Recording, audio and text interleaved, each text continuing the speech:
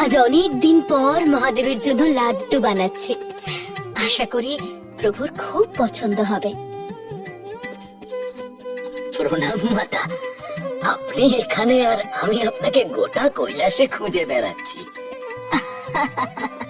তাই নাকি? আচ্ছা বলো, আমাকে এত খুঁজছো কেন? দেবাদিদেব মহাদেব জানালেন উনি এক্ষুনি প্রাসাদে আসবেন না, ওনার আসতে সময় লাগবে। আচ্ছা, আমি এখন মহাদেবের কাছে ফিরে যাচ্ছি মাতা। প্রণাম। এই হচ্ছে প্রভুর অবস্থা। আমাকে বললেন একটু পরেই আসবেন, কিন্তু এখন কখন আসবেন কে জানে। এদিকে আমার লাড্ডু বানানো শেষ হয়েছে, তাহলে আমি অযথা সময় অপচয় না করে স্নান সেরে আসি। আশা করি ততক্ষণে মহাদেব প্রাসাদে ফিরে আসবেন। নন্দী, একবার এদিকে এসো তো। প্রণাম মাতা। আমি প্রাসাদের ভেতরে যাচ্ছি স্নান করতে। দেখবে কেউ যেন প্রাসাদে প্রবেশ না করে। মনে রেখো, কেউ না মানে কেউ না, এটা কিন্তু আমার আদেশ। যথাজ্ঞ মাতা, আমি পাহারায় আছি, আপনি নিশ্চিন্তে যান।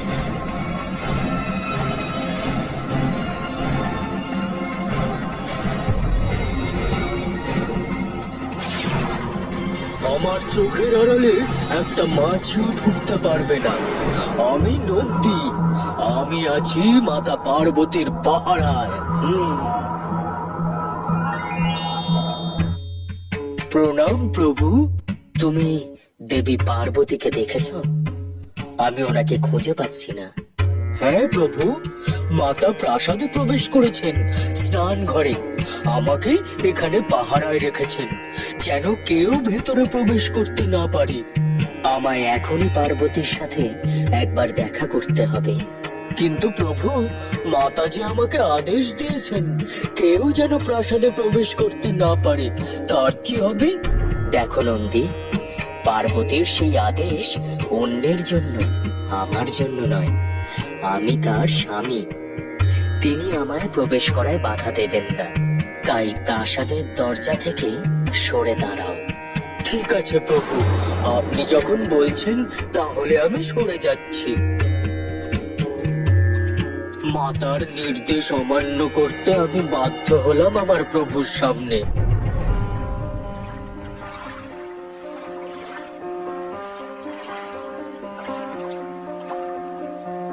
দেবী পার্বতী, আপনি কোথায়?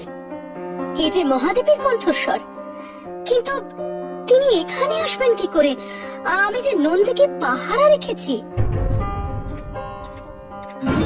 দেবী পার্বতী, আপনি এখানে? আর আমি আপনাকে সর্বত্র খুঁজে বেড়াচ্ছি। এই কি স্বামী, আপনি এখানে? আমি যে নন্দীকে পাহারায় বসে এলাম, বললাম কেউ যেন প্রবেশ না করতে পারে, তারপরেও আপনি প্রবেশ করতে পারলেন কি করে? আপনাকে প্রবেশ করতে দিল কেন নন্দী? শান্ত হন দেবী, আমি যে ওর প্রভু, ওর সাধ্য নেই আমাকে আটকায়। আপনি এখানে এসে মোটেও ঠিক করেননি, আর নন্দীও আমার আদেশ অমান্য করে আমাকে অপমান করলো। না দেবী, নন্দী আপনাকে অপমান করেনি, প্রভুর আদেশ মান্য করেছ। ঠিক আছে, তুমি স্নান সেরে নাও, আমি পরে আসছি। আমি ওকে পাহারায় বসে এসেছিলাম তা তো ঠিক, কিন্তু ও যে মহাদেবের ভক্ত, মহাদেবকে আটকানোর ক্ষমতা ওর নেই। সর্বদা প্রভুর সেবায় ও মগ্ন থাকে। তবে এমন একজন আমার চাই যে কেবল আমারই কথা শুনবে, অক্ষরে অক্ষরে পালন করবে আমার আদেশ।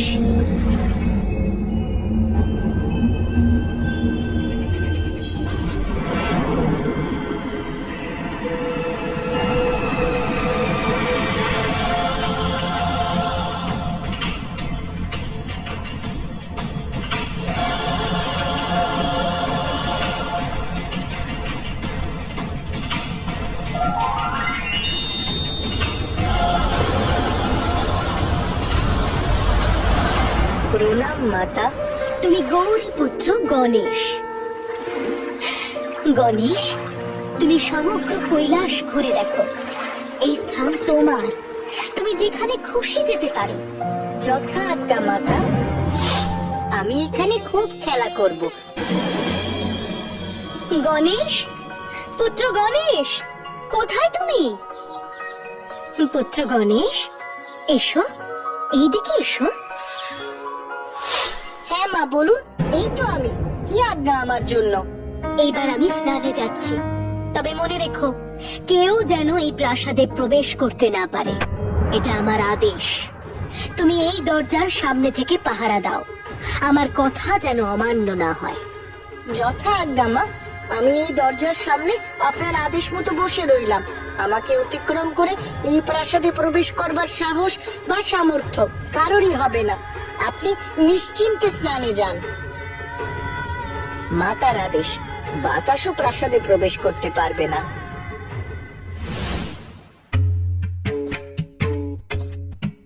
কে তুমি বালক?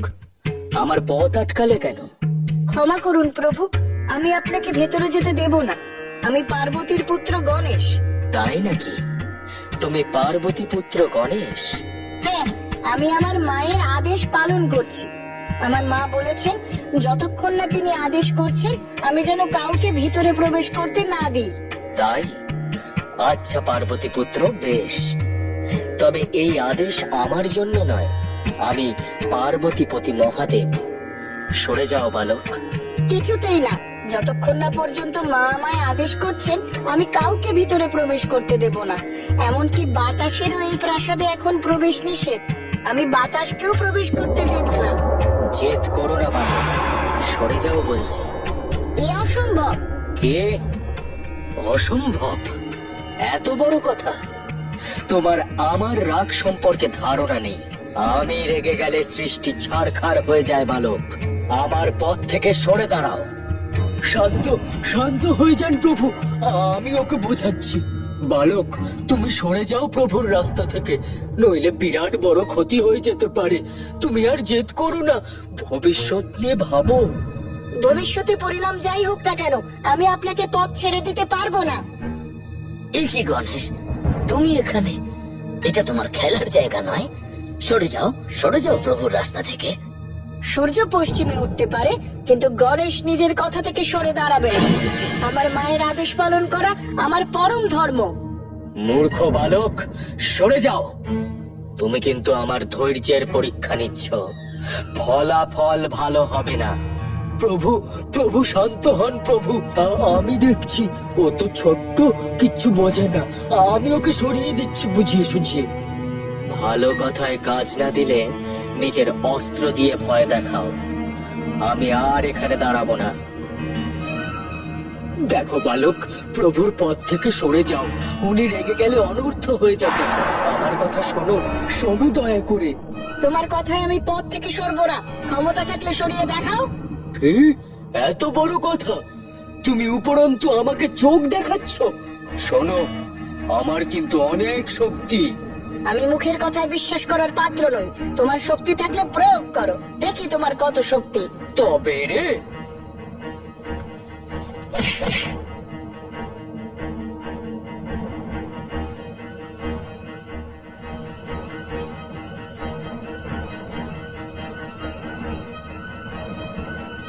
প্রভু প্রভু, দেখুন ওই বালক আমার কি দুরবস্থা করেছে।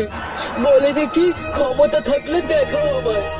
আমি আগেই বলেছিলাম ওই বালক ভালোভাবে কথা শোনার পাত্র নয়।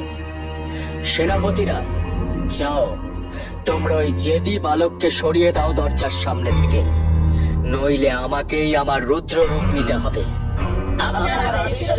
প্রভু।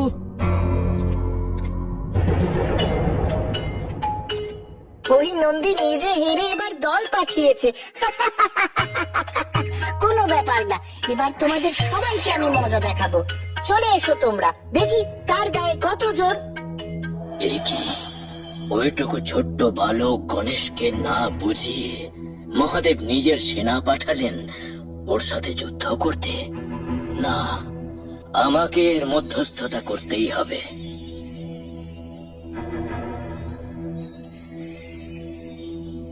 এইটুকু একটা ছোট্ট বালকের সাথে তোমরা সবাই একসাথে যুদ্ধ করছো? এটা অধর্ম। পুত্র গণেশ, তোমার এত জেদ করা ঠিক নয়। নিজের পিতার আজ্ঞা পালন করা উচিত। যে দামি নয়, পিতা নিজেই করেছেন। না, শোনো বালক, তোমার পিতার আজ্ঞা পালন করা উচিত। ওনাকে পথ ছেড়ে দাও। পিতার আজ্ঞা পালন করলে মায়ের আজ্ঞা পালন করব কি করে? আর মায়ের আদেশ আমি কিছুতেই অমান্য করতে পারবো না। শোনো বালক, বড়দের কথা শুনতে হয়, এমন জেদ করতে নেই। আমার কাছে আমার মা সবচেয়ে বড়। আমার মা বলেছেন যে কেউ আসুক না কেন আমি যেন তাকে প্রাসাদে প্রবেশ করতে না দিই। তাই আমি পথ থেকে কিছুতেই সরবো না। এইভাবে এই বালক তো আমার কথা শুনবে না। একে যুক্তি দিয়ে বোঝাতে হবে। তুমি সরে যাও বালক। তুমি যদি সরে যাও তাহলে আমি তোমাকে উপহার দেব। জি জি, এইভাবে আমাকে উপহারের লোভ দেখিয়ে ধর্মের পথ থেকে সরানোর চেষ্টা করছেন ব্রহ্মাদেব। আমাকে জ্ঞান দিও না বালক। আপনি গুরুদেব এইরকম নিম্নমানের কার্য করবেন না। এবারে মনে হচ্ছে একে বল প্রয়োগ করে সরিয়ে দিতে হবে।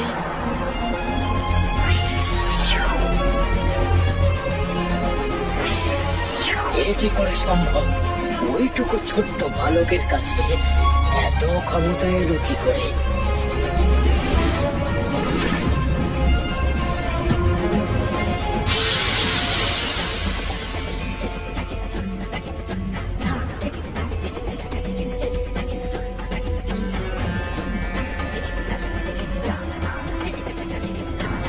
শান্ত হন দেবাদিদেব মহাদেব।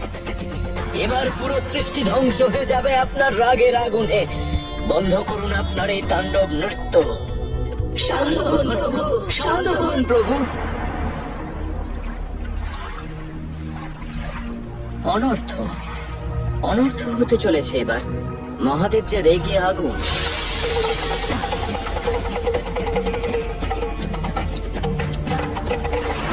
তাণ্ডব করছেন কৈলাসে। সে কি কথা প্রভু? মহাদেব তাণ্ডব করছেন? তাহলে তো সত্যি বিপদ হতে চলেছে। হ্যাঁ, পুরো সৃষ্টি ধ্বংস হয়ে যেতে পারে। আমায় এখনই কৈলাসে যেতে হবে। শান্ত করতে হবে মহাদেবকে। আমিও যাব আপনার সাথে। সেখানে দেবী পার্বতীর সাথেও একবার দেখা করে নেব। আচ্ছা বেশ, তুমিও চলো প্রিয়ে।